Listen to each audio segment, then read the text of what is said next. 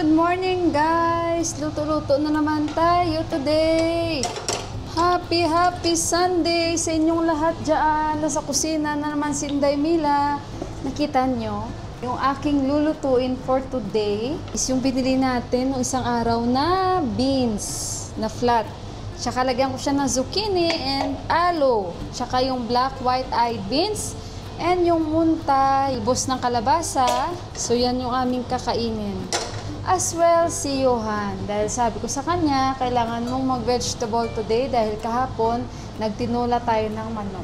So update kay Johan, medyo okay na po siya guys. Dahil syempre nagagamot na po siya. So magbisi-bisihan muna tayo. At ang oras dito ay 10 o'clock na. Naku, na-late na naman ako luto.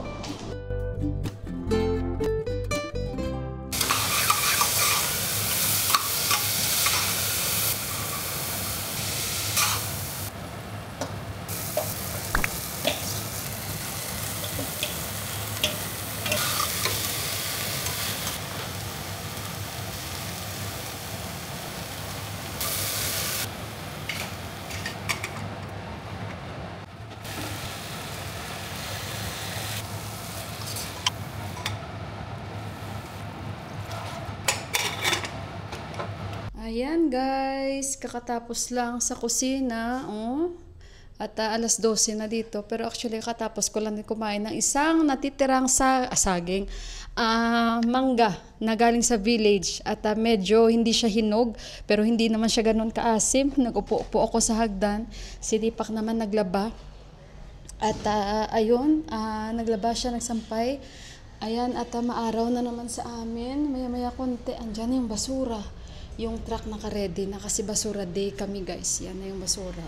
Tingnan nyo guys. Dito yan nagpa-parking sa harapan ng bahay namin kasi nga yung nagmamaneho ay dito lang din banda nakatira.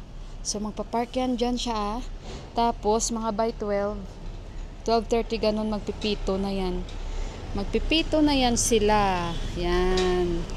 Tapos yung mga nanguha ng basura pumapasok yan sa amin. Kukuhanin na lang nila yung mga basura namin.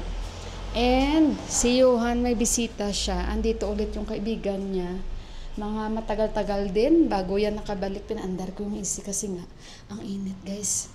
At ayun, may dala siyang bagong friend nila na ka-schoolmate din nila.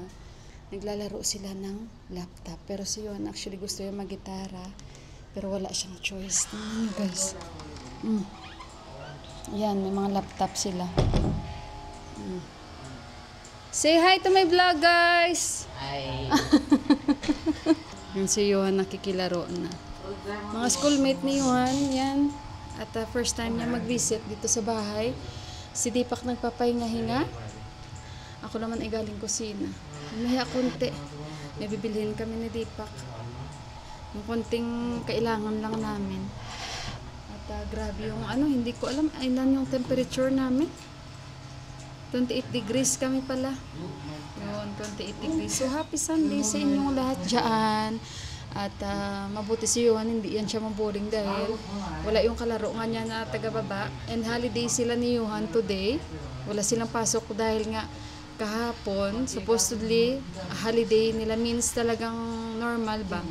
Kaso lang may program sila. And today, wala silang pasok bukas. Pero papahingahin ko pa rin yan si Johan dahil advice ng doktor is more rest muna siya. May ubo-ubo pa siya konti na lang. And bali yung binigay ni Doc sa kanya oral lang sa gamot sa ubo for 3 days. And hindi siya, wala siyang cough syrup or yun lang, yung parang tablet. Yun. So ayun guys, nakita niyo yung niluto natin. Magpahinga-hinga lang ako konti. And kanina nag-usap pala kami ni auntie. Gawa nga nung si Tula Mami na sa hospital po siya. And kailangan naming magbisita doon. Dahil medyo mahina. Si Tula Mami guys, yan yung sister-in-law ni Buwa sa pinakakuya. Kaya Tulo means big. So ayun guys, at hindi ko alam kung kailan kami magbisita sa kanya dahil marami na rin complications ba. Pero okay naman daw siya kasi nag-usap kami ni auntie. And sabi ni auntie kung gusto mo pumunta doon, kayo ni Dipak, doon daw iwanan namin si Yuan kasi Si Yuan, pupunta kami ng mga hospital guys, kahit man pa hindi ko yan dinadala. or magbisita kami. Hindi ko yan si Yuan dinadala sa hospital talaga magsama dito guys. Lagi siya iniiwan or hindi ko talaga siya sinasama kahit panong nasa UAE kami guys. Wala lang kasi alam nyo naman diba syempre bata. So ayun guys, mamaya ulit at babalikan ko na lang kayo. Yan lang muna yung update namin and konting pahinga muna tayo and enjoy muna. 27 yung temperature ng aming AC, nagpa-AC ako. Sandali muna guys, ay hindi pala ito naka-cold. Kaya pala guys, pinalitan ko dahil nakaramdam ako ng init. Yun pala yung AC namin. Nakaset siya sa fan.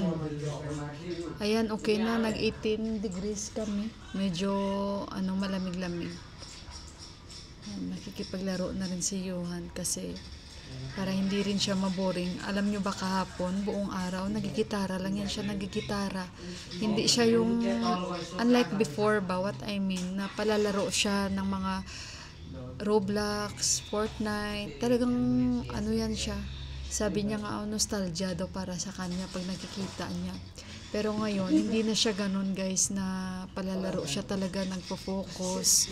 More talaga siya manood siya ng movies or music. Kaya nga nung isang araw, sabi ko, anak, at least happy ako na hindi ka talaga yung gusto niya ba talaga. Siguro baka nagsawa siya. Pero yun talaga ay masaya ako dahil hindi siya nabuang sa mga ganyan-ganyan guys. Sabi niya, mama, maglalaro ako pero maybe ilang minutes lang. Tapos ayoko na, sabi niya ganun. Kasi nakita ko talaga yan. And kahapon, nandito lang kami sa bahay at siya, from morning guys, pagkagising niya, gitara siya lang na gitara hanggang gabi. Gitara talaga siya ng gitara. Hindi nga siya more on focus sa kung mag-YouTube man siya guys, may pinapanood siya yung paano ba niya yung ganitong kanta kasi gusto niyang gawin, mag-gitara siya. So yun ang niya, ninonote down niya yung notes, yung music notes, ganun. Tapos basta nag-ano siya, kaya masaya ako. Hindi siya yung kagaya before na palalaro siya ng Roblox. Tapos basta guys, mga Minecraft, bihira. Ngayon lang ulit yan siya, kita mo kahit naglalaro itong dalawa na kasama niya ngayon. Binibigay sa kanya yung isang laptop, mabuti naman pinapashare siya. Pero nagigitara pa rin siya, nagigitara.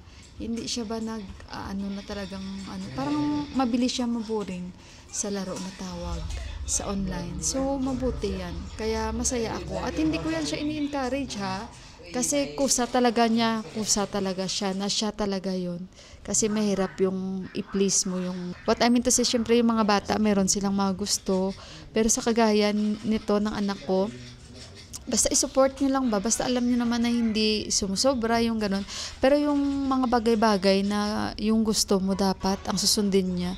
Parang hindi ako naniniwala dun guys. Kasi yung gusto, katulad niyan, marami akong gusto actually kay Johan na matutunan. Gusto ko ma-busy siya sa mga karate, ma-busy siya sa mga taekwondo, pero hindi yan ang hilig niya.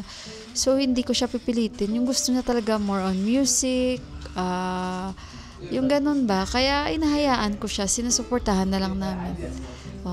Magigitara lang talaga siya, kita nyo guys. Ayan Hindi siya madali siyang maboring na sa mga laro-laro na tinatawag. Ganyan siya guys. At saka hindi siya yung bata na mainggitin, na pag nakita niya, merong laptop yung kalaro niya, gusto niya rin hindi siya ganun guys. Kumbaga, makikiano lang talaga siya. Makikisama. Yan sila kasi nahalata ako, syempre nanay ka, diba? So masaya ako pag ganun. At saka paano ba, ano pa ba yung mga sasabihin ko sa inyo guys? Nagbabalak ako ngayon kung makakagawa ako, kasi alam nyo ba, itong isang kaibigan ni Yuan ay pinakapaborito niya yan, yung siopaw. So hindi ko pa alam kung makakagawa tayo. Narinig ako ng anak ko na siopaw na word, nagtingin agad sa akin. So kaya ayun, hindi ko pa alam. Kasi sa init ba, nakakatamad magtambay sa kusina. Sa totoo lang guys, kakaiba ang weather ngayon. Kaya pagpasensyahan nyo. Sa Pilipinas ganun din, parang ganun na rin. Di how much more pa sa mga village area. Ay, ambot So, ayun guys, mag-ingat kayo and kita-kits na lang tayo ulit sa mga susunod na vlogs. I hope makapag-update ulit ako mamaya sa inyo sa aming mga ganap. Si Deepak ay natutulog, kami naman nandito. So, ayun guys, i-end ko na muna yung vlog ko ha, mamaya ulit. Okay guys, yung isang friend ni Johan, schoolmate niya to, grade 9. Ang galing nito guys, mag-gitara. Babu, sample? Ayan guys, magsasample siya.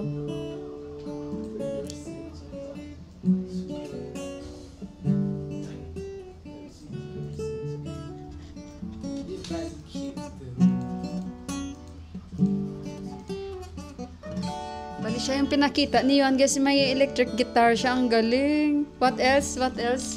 Another.